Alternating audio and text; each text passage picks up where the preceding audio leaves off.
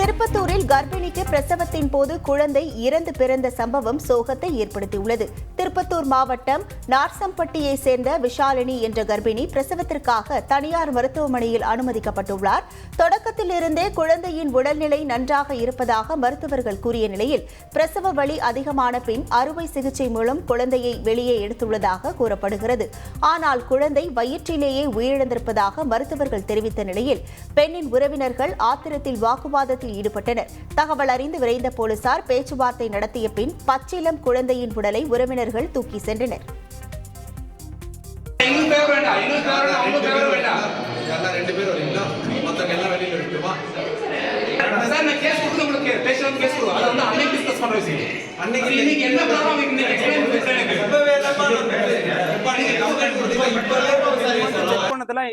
எந்த இஷ்யூமே கிடையாது. இன்னைக்கு மார்னிங் வந்து செக் பண்ண 9:30 செக் பண்ணும் போதுமே எந்த இஷ்யூமே கிடையாது. அவங்க இன்கேஸ் இஷ்யூ இருந்தா எங்களுக்கு மார்னிங் ஹைலைட் பண்ணி தான் நாங்கள் வேற ஏதாவது ஹாஸ்பிட்டல் ஷிஃப்ட் பண்ணியிருப்போம்.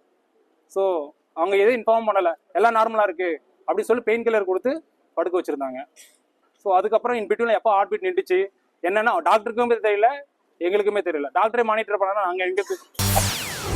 செய்திகளை உடனுக்குடன் தெரிந்து கொள்ள உடனே சப்ஸ்கிரைப் பண்ணுங்க.